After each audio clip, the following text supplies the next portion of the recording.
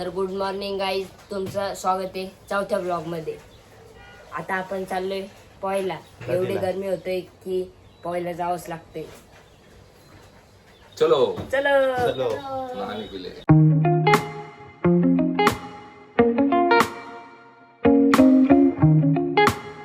So guys पाण्यात पोहायला आलेलो आहे. बघू शकता किती मजा आहे. सजलं ग धजलं ग लाज काजला सारलं येंधळं गोंधळलं लाड लाड गेलं हरलं उरात पाणी वाया लागलं ते ओढ लागली. सो गाईज हे झालंय आंघोळी करून. बघू शकता गाईज आंघोळ करून चाललेलो आता घरी.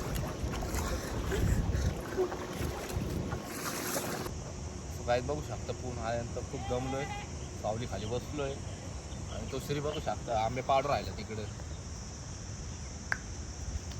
मी निवांत बसलोय. तर भावांना आम्ही खूप दमलोय आता.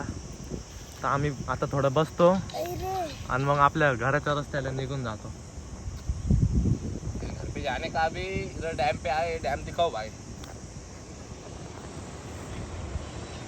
तर बघू शकता पाणी किती वाढलेलं आहे.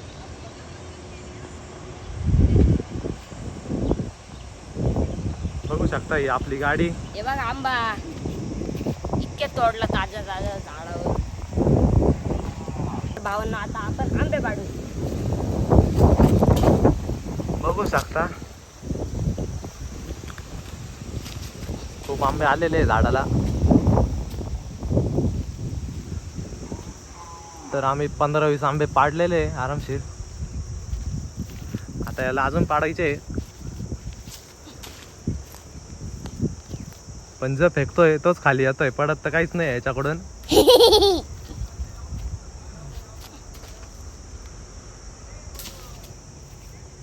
कुठ्याचं मावना हाती बिगावना ऐकून हाय येड मन हे असं कठावना दडड उसरना हुरहुर बिसरना त्यात खुळा एका जागी कुठंच ठरना जागत राहत एकट गात सपाल बघत हे. तो गाईज फायनली पोहून आल्यानंतर आम्ही खूप दमलेलो होतो.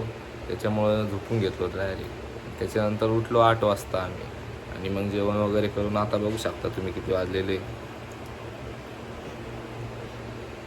सो त्यामुळे आत्ताच मी ब्लॉग स्टार्ट केला आहे.